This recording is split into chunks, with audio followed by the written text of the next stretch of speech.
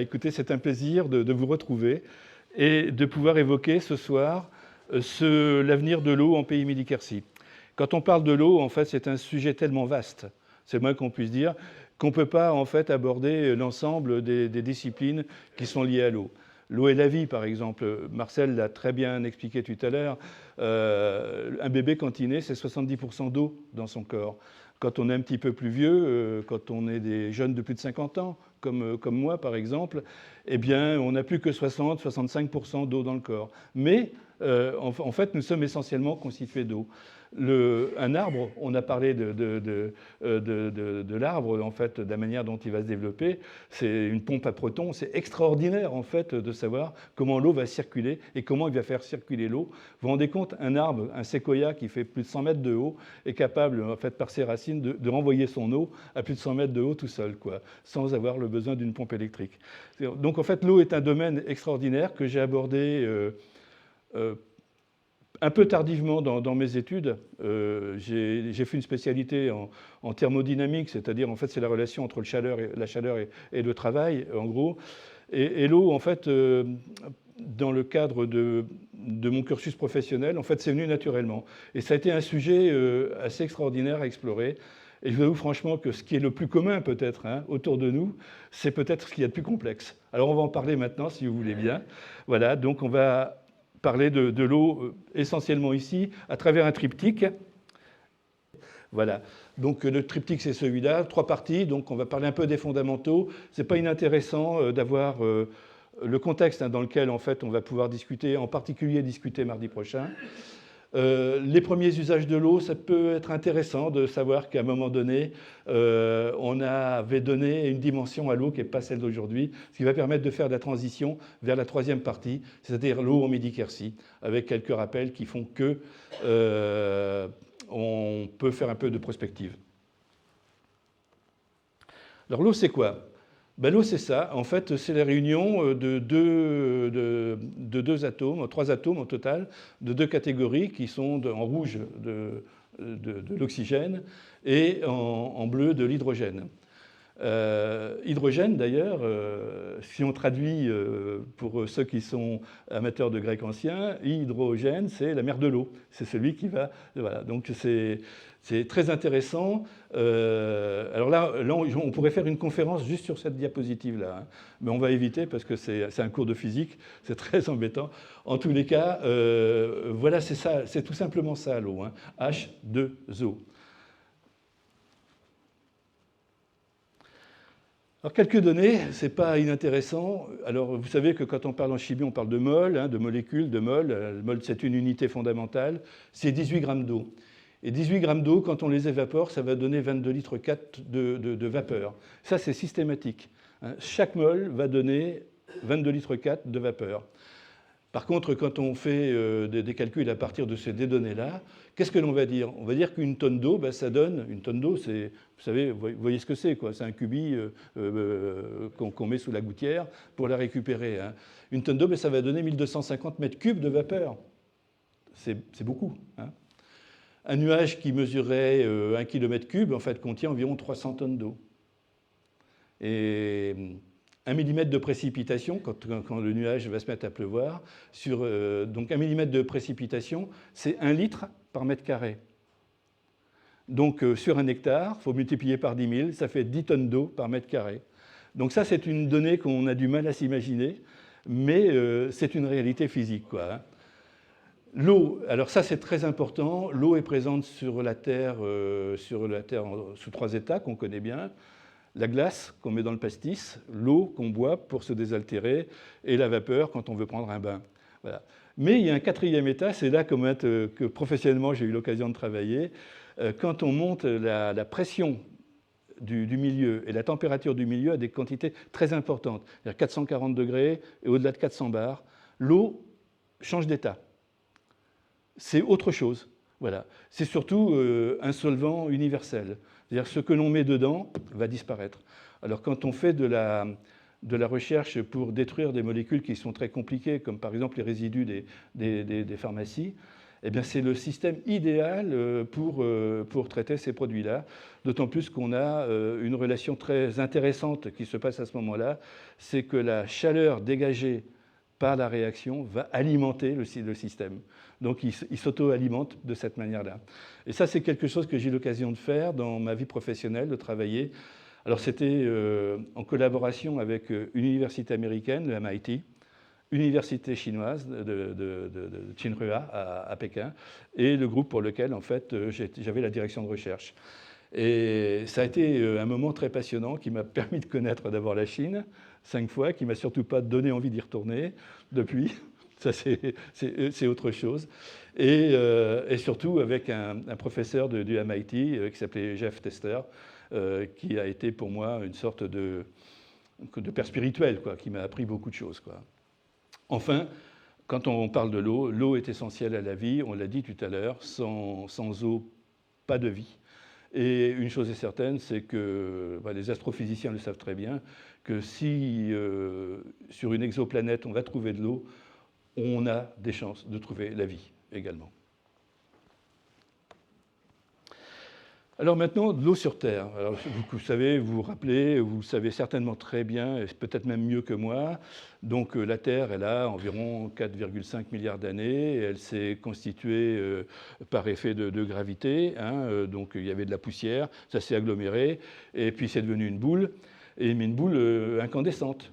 Je peux vous assurer qu'au début de la Terre, là, pour faire griller les saucisses, c'était génial, mais on aurait grillé aussi. Hein, donc... Et puis, voilà, donc en fait, c'est cette poussière cosmique qui s'est agglomérée à travers des météorites, plus ou moins grosses. Voilà. Mais on sait qu'on avait une surface de Terre qui dépassait les 1000 degrés. En 1000 degrés et l'eau, ça ne va pas tellement ensemble, hein, on est bien d'accord. Donc en fait, il est intéressant de s'interroger sur quelle est l'origine de l'eau sur la Terre. Parce qu'il y en a quand même, beaucoup. Hein. Eh bien, en fait... on a, ben voilà, enfin on en a quand même beaucoup, mais en fait la quantité d'eau par rapport en masse, hein, c'est-à-dire en poids, hein, par rapport à la masse de la Terre, c'est 1 pour 1000. Mais la Terre, elle pèse, vous voyez, alors 10-24, ça fait, c'est 9 par 9 par 6. Ça veut dire 1 milliard, 2 milliards, 2 millions. Hein, c'est beaucoup. Voilà, et l'océan représente une masse non négligeable de flotte, les glaciers également, et le manteau terrestre aussi. Et là, on va parler un petit peu plus loin, justement, des origines de l'eau.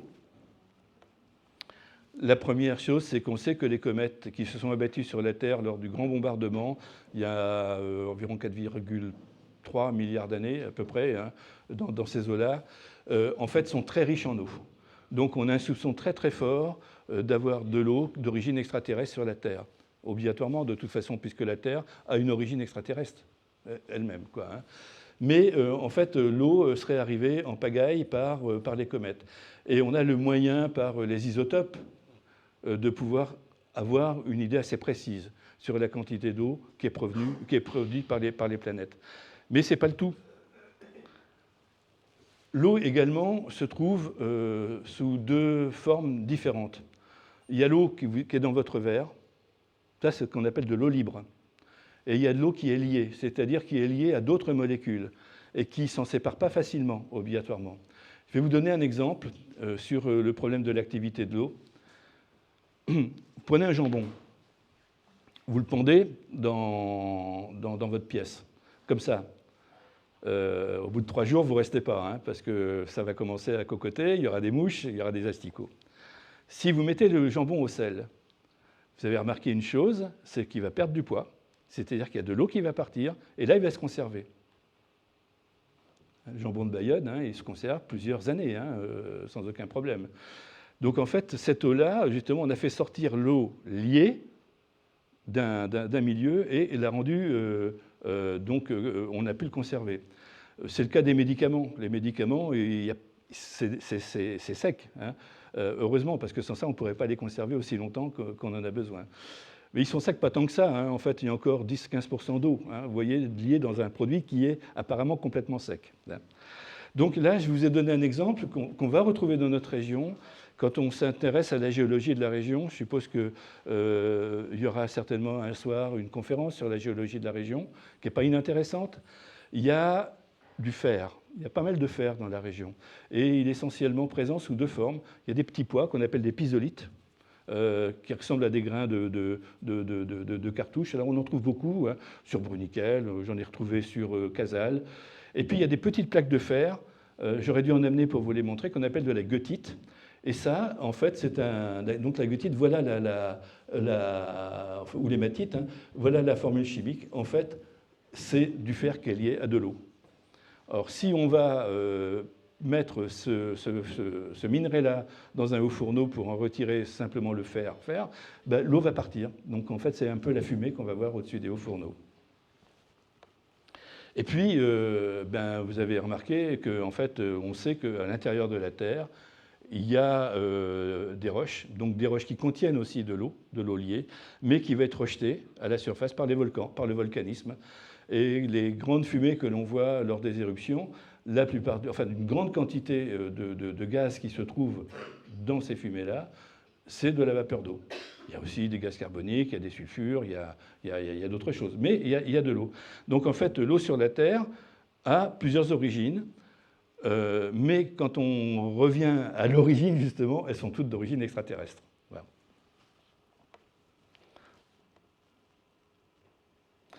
Donc voilà la répartition en fait, du stock mondial hein, sur l'eau.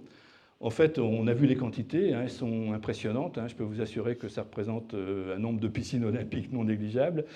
Mais voilà sous quelle forme elle est. Eh bien, en fait, 97% d'eau sur la Terre est salée. C'est donc de l'eau qui est dans les océans, dans les mers. Voilà. Elle est salée. Et 3% d'eau est douce, seulement. Mais sur ces 3%-là, il y en a 2,7% qui est sous la forme de glace. Donc la quantité d'eau disponible, celle qu'on voit dans les rivières, celle qu'on voit dans nos étangs, celle qu'on voit dans les grands lacs, c'est 0,3% de la quantité d'eau totale sur la Terre. Donc ça, c'est un chiffre qu'il faut que vous mettiez, si vous voulez, dans un petit coin, parce que ça montre la faiblesse de la ressource, tout compte fait, quoi. On sait dessaler l'eau de mer hein, pour faire de l'eau douce, ça c'est sûr, mais il y a un coût énergétique. Voilà donc voilà en gros une autre diapositive qui va vous expliquer comment en fait on va retrouver les réserves. Donc c'est ce que je vous ai dit un tout petit peu. En fait, la quantité d'eau disponible sur la Terre, c'est 0,3%. Il y a de grandes réserves. Hein. Le lac Baïkal, on sait que c'est la plus grande réserve d'eau douce sur la Terre. Le lac Léman aussi, hein, qui est plus près de nous. Et puis encore plus près de nous, il y a le Gouya. Hein,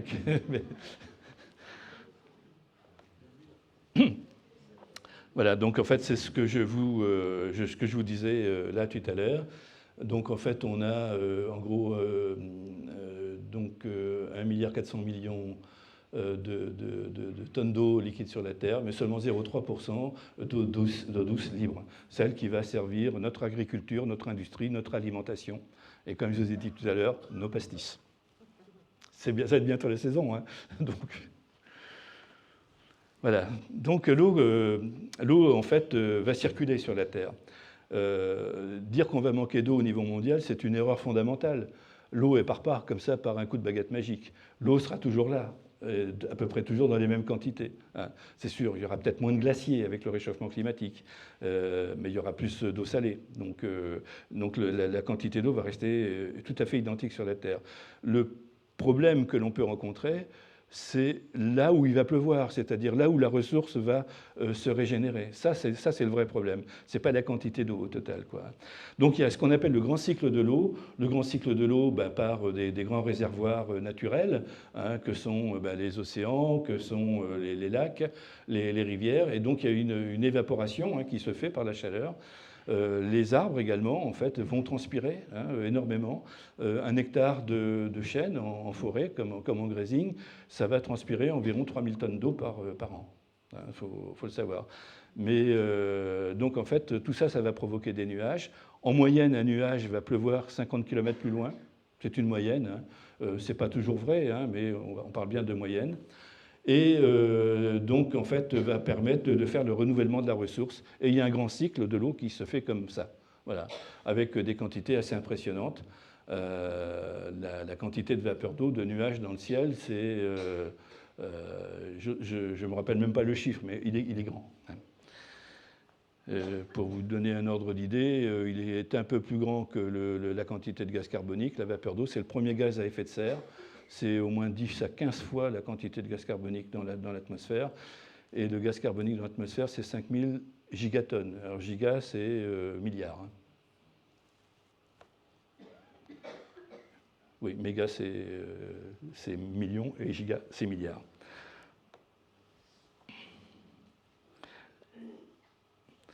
Et puis, j'ai raté quelque chose, parce qu'il y a un autre cycle, le petit cycle de l'eau, c'est le cycle domestique.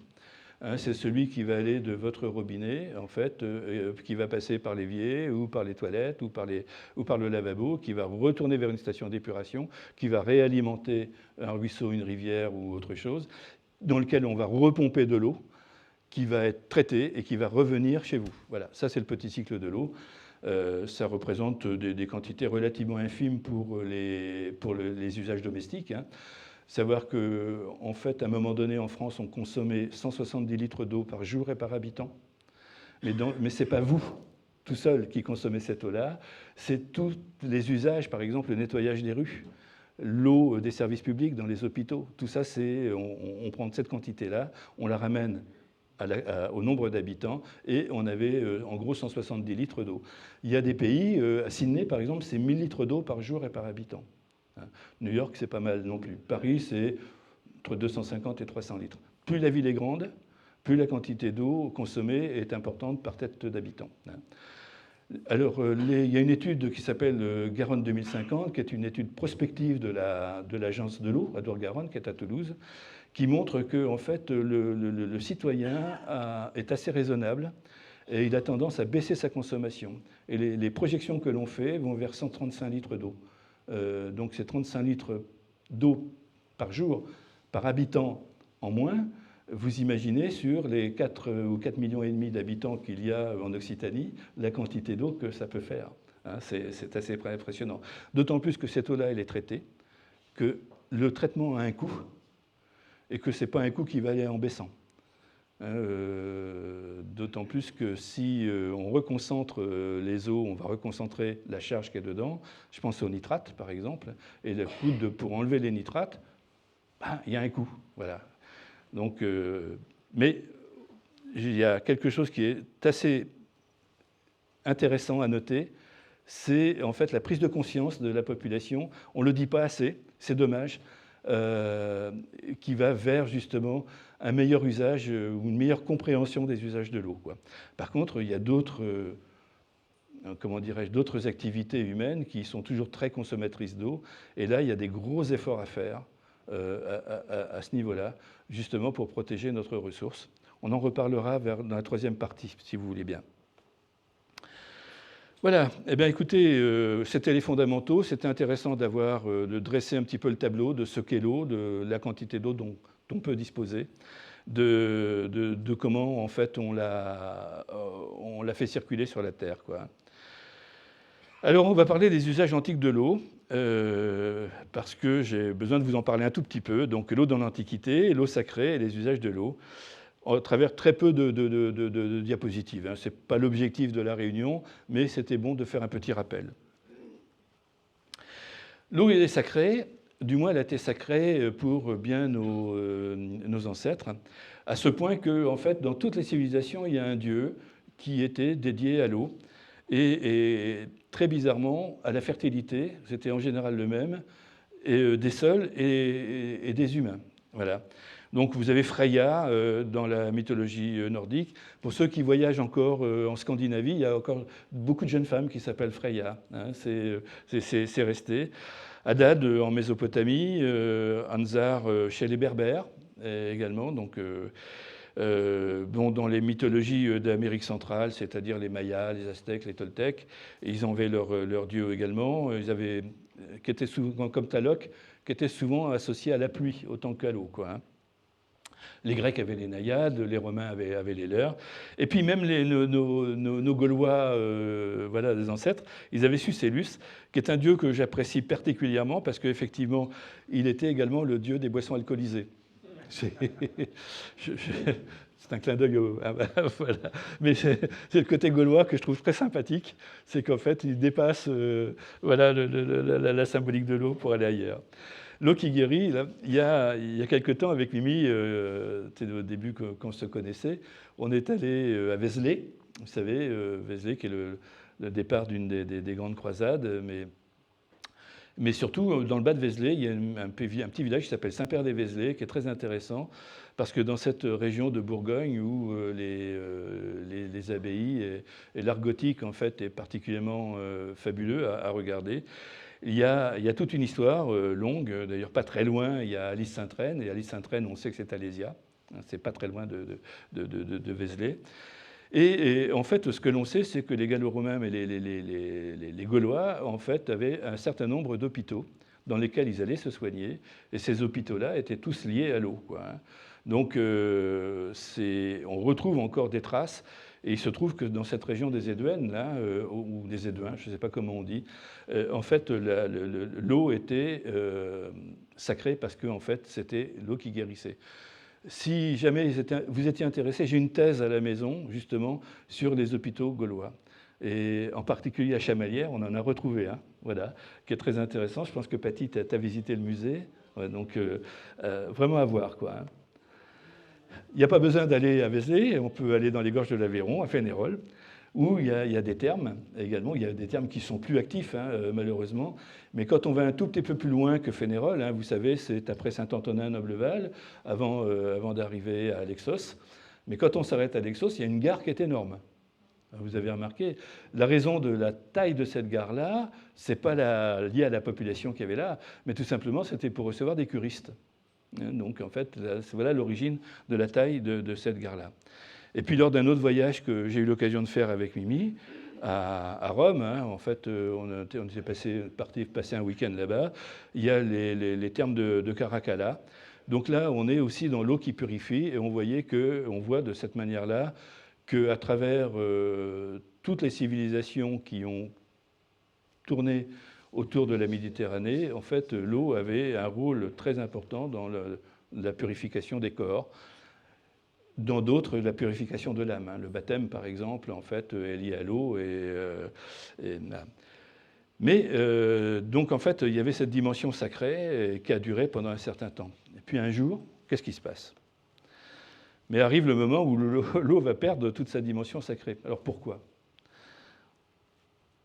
Ben parce qu'on a inventé le robinet. Et qu'en fait, on n'avait plus d'efforts à faire pour aller chercher l'eau. Et qu'à partir de là, ben, l'eau était devenue banalisée. Il n'y avait qu'à tourner un robinet, comme on allume sur un interrupteur, pour avoir de la lumière, comme si c'était naturel. Ce n'est pas vraiment naturel, en fait. Et à partir de là, l'eau a changé de dimension, hein, tout simplement.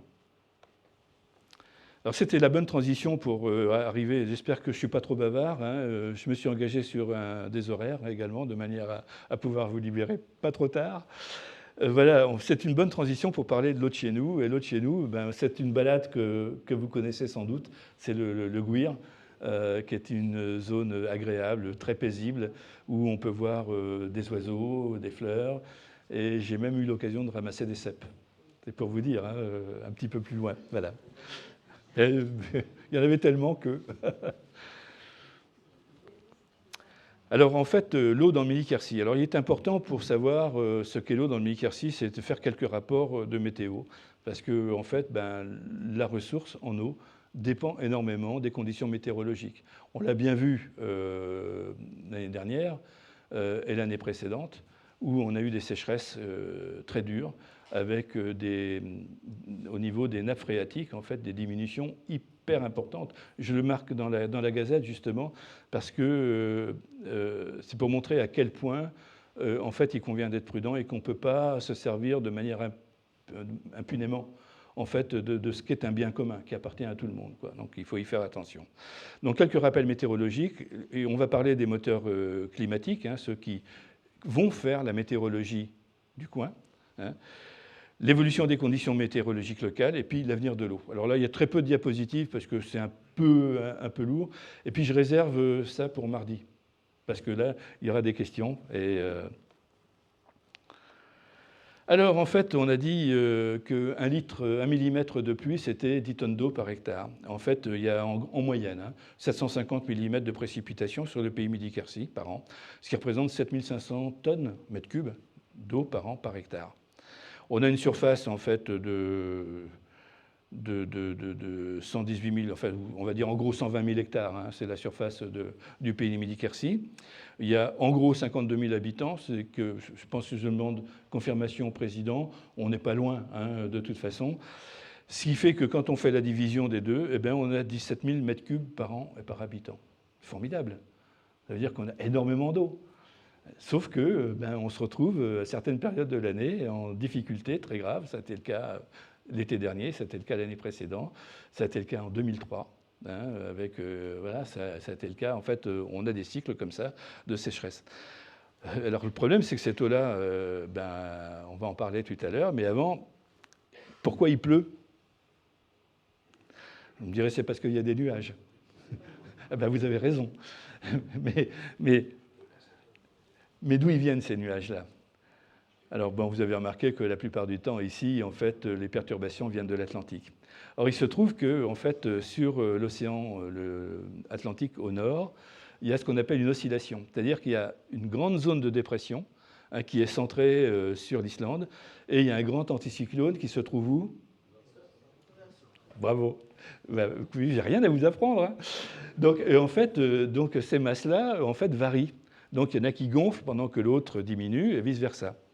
Or, il se trouve que quand les deux zones sont à l'équilibre, c'est à peu près au niveau de la Loire.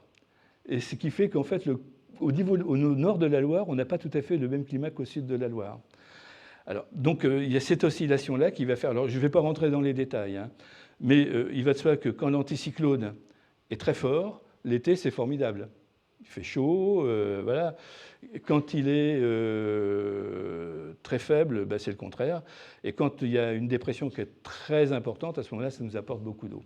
Il faut savoir qu'en fait, il y a cette circulation qui fait que on va avoir une certaine quantité aérienne qui va pousser, de vent qui va pousser les nuages vers un endroit plutôt que vers un autre. Sachez que, par exemple, quand on parle de vent d'OTAN, qui est quand même un des vents dominants de la région, c'est parce qu'il se produit une dépression sur l'Algarve, c'est-à-dire le sud du Portugal.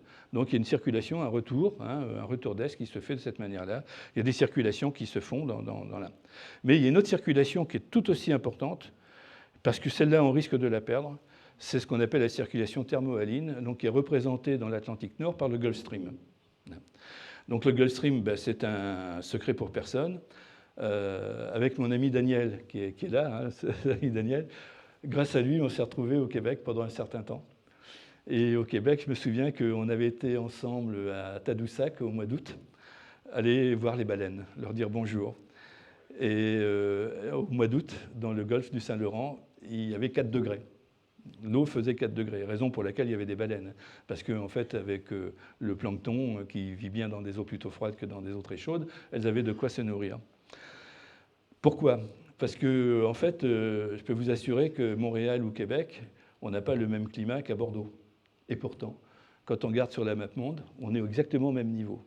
La différence, c'est que le long du Canada, il y a un courant froid qui descend, qui s'appelle le courant du Labrador, et que le long des côtes françaises, il y a un courant chaud qui vient lécher les côtes, qui s'appelle le Gulf Stream. Donc.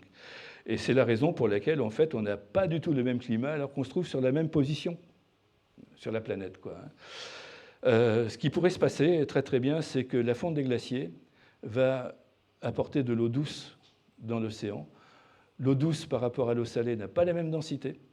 Et donc, en fait, ce qui pourra très bien se passer, c'est qu'en fait, le Gulf Stream risque de changer de circulation, quoi. Alors, pas tout de suite, hein, rassurez-vous. J'ai été membre pendant un certain temps, mais je crois que la première fois, c'était encore avec Daniel. On avait été invité par un collègue de travail à l'école polytechnique Moi, j'ai été membre pendant une bonne dizaine d'années d'un collège, X Environnement, qui a été piloté par Jean-Marc Jancovici, que vous connaissez certainement de renom, qui m'a permis de le côtoyer pendant un certain temps. Et donc il y avait un certain nombre de calculs qui avaient été faits de cette manière-là, avec d'autres climatologues passionnants, intéressants, et puis surtout très très doués, qui disaient effectivement l'eau par la fonte des glaciers va monter. Hein. Donc en fait on compte à peu près entre 7 et 10 mètres d'augmentation du niveau de la mer. Mais il m'a dit vers l'an 2300. Donc ça va se passer un peu tranquillement, mais ça va se passer. Or, il faut savoir que 30-40% de la population mondiale vit relativement proche du niveau de la mer. Que d'autres soucis, là, suite à une étude que j'avais eu l'occasion de faire, par exemple sous Narbonne, donc le fait qu'on rabatte la nappe phréatique fait que c'est l'eau salée qui rentre, et ce qu'on appelle le biseau salé. Et le biseau salé, l'eau salée pour arroser les cultures, hein, ça ne marche pas très bien. Avec Daniel, justement, lors d'une réunion qu'on avait eue à Pékin, je ne sais pas si tu étais là ce jour-là, mais enfin, on avait remarqué que Pékin est à 160 km du bord de mer. Eh bien, en fait, on pompe tellement dans la nappe phréatique sous Pékin, on la rabat de 2 à 3 mètres par an. Vous voyez, donc en fait, ça diminue de manière très sensible. C'est qu'on a beau être à 160 km, mais l'eau salée commence à rentrer. Donc, en fait, il y a de gros problèmes. Bon, ils ont pris les choses en main. C'est vrai que de l'autre côté de la muraille de Chine, vers Badaling, ils sont en train de faire des énormes réserves. Mais pour faire des énormes réserves, il faut détourner des cours d'eau.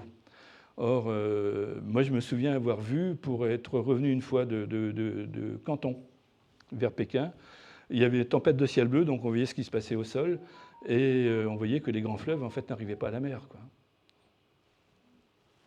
Donc ça, c'est le deuxième moteur qui fait que, en fait, la climatologie de notre région va dépendre de ce qui se passe en Islande, aux Açores et dans l'océan Atlantique.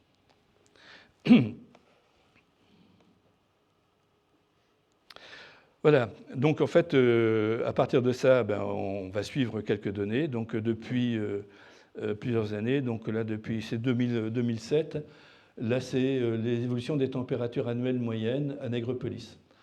Ce qu'on voit, c'est que c'est en augmentation. L'année dernière ou l'année précédente, ça a été flagrant, parce qu'on dépassait les 16 degrés de température moyenne annuelle. Quand je suis arrivé dans la région, il y a presque 40 ans, la température moyenne était aux alentours de 13,5 à peu près. Donc en fait, on est en train de grimper très très vite, beaucoup plus vite qu'on peut l'imaginer. Et que derrière cette augmentation de température, qu'est-ce qui se passe pour les précipitations ? Eh bien, on a une très légère baisse, mais elle n'est pas flagrante. Le problème, c'est qu'en fait, on a des ondulations qui sont très très fortes. Donc l'année dernière, si on n'avait pas eu un automne très, très pluvieux, on était mal barré quant au niveau des nappes phréatiques, du niveau des nappes phréatiques. Mais c'est pas récent, parce qu'on s'aperçoit que dans les années 80, c'est pareil, il y a une année où il a plu 450 mm, hein, donc dans le coin. Donc en fait, il y a des grands cycles. C'est pas trop inquiétant si on en prend conscience et si on est capable, en fait, d'être raisonnable sur la réserve. La réserve, en fait, hein, ce n'est pas les bassines hein, que l'on fait. Les bassines, c'est une bonne façon de transférer de l'eau qui est déjà stockée dans le sol pour qu'elle s'évapore encore plus vite, quoi, parce que c'est comme ça. Donc l'idéal, en fait, c'est de faire en sorte que les nappes phréatiques puissent se réalimenter correctement en préservant les zones humides, en particulier. Hein, ça, c'est important parce que c'est comme si on mettait un bouchon hein, qui empêche l'eau de circuler. Et puis également qu'on fasse attention à l'utilisation de cette eau-là, tout en respectant en fait les différents usages. Il va de soi, il y a peut-être, on critique beaucoup le milieu agricole, c'est vrai que c'est le premier consommateur d'eau, voilà, c'est comme ça, mais en fait, sans eau, il n'y a pas de production agricole. Pas de production agricole, il n'y a pas de nourriture.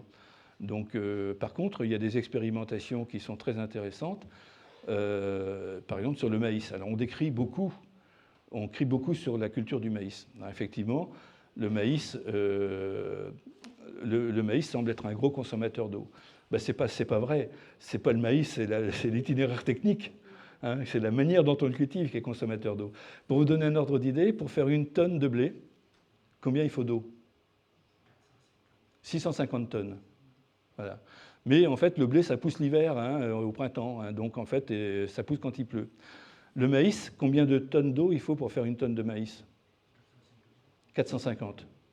Beaucoup moins. Le problème, c'est que c'est l'itinéraire technique, hein, qui fait que on le cultive de cette manière-là parce que l'eau semblait être disponible à perpétuité. Ce n'est pas tout à fait vrai.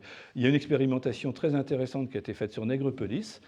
Alors je ne sais pas si j'ai le droit de le nommer, mais il y a un agriculteur qui a travaillé autrement. Il a décidé de travailler sous couvert végétal, c'est-à-dire qu'il plante du trèfle et de la luzerne. Les racines pivotantes vont aider l'eau à pénétrer correctement dans le sol. Il a mis 5 ans avant d'obtenir les mêmes rendements qu'avec les techniques traditionnelles. Donc ça, c'est quelqu'un qu'il faut favoriser. Je crois qu'on en avait parlé à l'époque où, c'est toujours ton cas, tu es toujours le patron du Conseil de développement du territoire. On l'avait évoqué à ce moment-là. Et au moment où, en fait, on a été labellisé territoire énergie positive pour une croissance verte, un des souhaits, ça aurait été en fait de l'aider un tout petit peu à faire de la mesure pour bien montrer aux autres à quel point cette agriculture-là était celle de demain. Voilà. Mais encore une fois, moi, je ne veux surtout pas, et je ne veux pas que vous croyiez que je jette la pierre aux agriculteurs. Hein. C'est pas que j'en ai la trouille. Hein. C'est pas ça. Ils peuvent faire des barrages, ça ne me gêne pas. Je sais les contourner. Mais d'abord, ce sont des êtres humains. Hein, qui servent les autres êtres humains, dont moi, donc par définition, qui sont éminemment respectables. Voilà un petit peu, en fait, l'impact sur notre réserve principale, qui est la nappe phréatique. Alors, on a, pour mesurer, on a des puits qu'on appelle des piézomètres. Donc, il y en a 2 dans le coin. Il y en a un à Bioul, et puis il y en a un à Pradas, sur la commune de Saint-Étienne-de-Tulmont. Donc, moi, je les suis régulièrement pour voir un peu comment ça évolue. Donc vous voyez que en fait, des dents de scie, c'est pas triste. Hein. Donc le premier, c'est en 96, mais on a en 2003, donc à la suite de la sécheresse de 2003, vous voyez que le niveau de la nappe phréatique était très très bas. L'année dernière également. On a été sauvé l'année dernière par 100 mm de pluie au mois de juin. Ça nous a aidé énormément. Mais on a eu 2 sécheresses. Hein. Voilà, donc en fait, le suivi de la nappe phréatique, en fait, c'est vraiment notre juge. Et puis, donc, comment ça se traduit à la surface des sols? Par un indice qu'on appelle l'indice de Marton. Il y en a un autre, hein, mais qui nous permet de voir quelle est la sécheresse. Alors, vous voyez, il y a 3 lignes. Il y a le vert, il y a violet, il y a rouge. En dessous du rouge, on est dans un système aride, d'aridité, c'est-à-dire proche du Sahara. Hein. Entre les deux, on est sur du semi-aride, voilà, et du semi-aride et semi-aride. Entre le violet et le vert, on est sur du semi-aride et du semi-humide. Et au-dessus, on est sur de l'humide. Vous voyez qu'en fait, sur l'année dernière, on a eu 3 mois consécutifs. Pas 3 mois consécutifs, on a 1 mois en une sécheresse d'hiver, et on a eu juillet et août, où on s'est retrouvé dans un système climatique proche de celui du Sahara. Alors ça a des conséquences assez fortes. Ça veut dire qu'en fait, l'humidité qui se retrouve dans les sols sur les premières couches, c'est-à-dire là où les plantes vont s'alimenter en eau, eh bien, en fait, est complètement sèche. Donc c'est ce qu'on appelle la réserve utile. Alors on la mesure sur 100 mm, sur 200 mm, ce qui permet en fait d'obtenir ce genre de graphique-là. C'est assez récurrent. Je dirais qu'en fait, au fur et à mesure que le temps passe, l'été, ça descend de plus en plus, quoi. Donc voilà, c'est une période critique. Alors l'année prochaine, cette année-là, en tous les cas, je pense qu'on n'aura pas trop de soucis, parce que vous avez remarqué certainement comme moi qu'il a pas mal plu. Je dirais tant mieux que, en fait, j'ai regardé un petit peu sur le piézomètre de Bioul avant de venir. Il n'a jamais été aussi haut.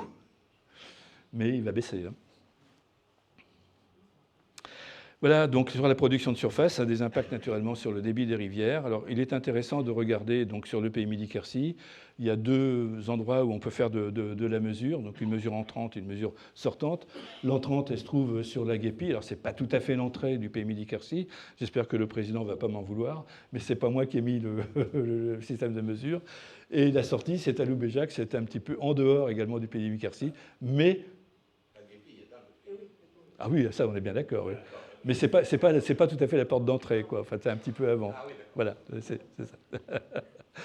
Et donc, on voit que, en fait, la différence de débit entre l'entrée et la sortie est donc, en fait, pendant le printemps, l'été et une partie de l'automne, en fait, est relativement bas. C'est formidable pour le tourisme, hein, qui veulent faire du canoë.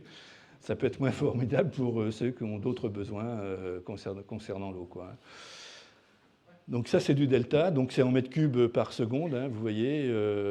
Pour vous donner un ordre d'idée, Moricou, qui est une jolie petite commune, hein, le débit moyen de l'Aveyron à Moricou, c'est 43 mètres cubes par an, par seconde, et par seconde, pas par an. Je suis désolé, quoi, 43 mètres cubes par seconde. Et voilà, donc, mais par contre, au fur et à mesure que l'Aveyron va circuler en pays Midi-Quercy, il y a des prélèvements. Et ces prélèvements vont faire que en fait, le débit va finir par diminuer pour passer, dans certains cas, aux alentours de 5 mètres cubes par seconde en plein été, quoi. Donc à quoi sert l'eau? On a vu tout à l'heure qu'on avait presque 18 000 mètres cubes de disponibilité par an et par habitant, ce qui peut paraître beaucoup, sauf que... on ne la boit pas, cette eau-là. Il n'y a que comment dirais-je, en fait, la nature a besoin d'eau également, que les rivières vont véhiculer de l'eau. Et donc, en fait, ce que l'on peut voir, c'est que, je ne sais pas si vous voyez bien, je ne peux pas grandir, je vais vous expliquer. Donc, en fait, ce que vous voyez en rose sur votre gauche, c'est ce qui part par les rivières. C'est ce qui est évacué par les rivières. Donc, vous voyez que c'est quand même une quantité non négligeable. Vous avez en violet les zones artificielles de type urbain ou artificialisées qui consomment de l'eau. Donc en fait ça c'est aussi le monde agricole, ce sont les communes, c'est l'eau qui ne va pas rentrer dans les nappes mais qui va circuler sur les routes ou comme ça. Vous avez mais au total, quand on regarde le besoin des populations, ça représente très très peu. Hein. C'est cette petite languette rouge là, hein. Ici là, hein, voilà. Vous avez naturellement les prairies naturelles, hein, ça existe, elles ont besoin d'eau, sans ça on n'aurait pas de fleurs l'été, allez voir. Il y a la forêt également, en fait, les bois hein, qui consomment de l'eau. Donc au total, en fait, la quantité d'eau vraiment disponible pour la population est relativement faible, hein, tout compte fait, puisque les besoins de la nature, pour l'agriculture, en fait, font qu'on a besoin d'eau.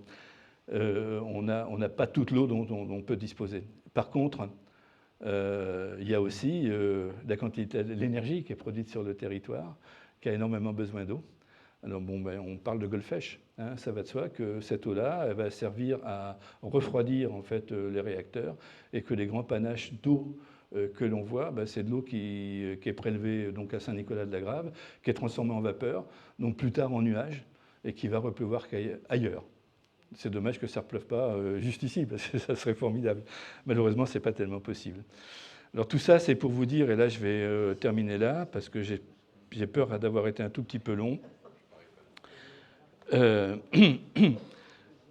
Qu'est-ce qui se passe quand on a justement un différentiel entre la quantité d'eau disponible et les besoins de la population qui va se rétrécir? Alors je vois qu'en 2010, la partie rouge, c'était la quantité d'eau qui était disponible pour la population.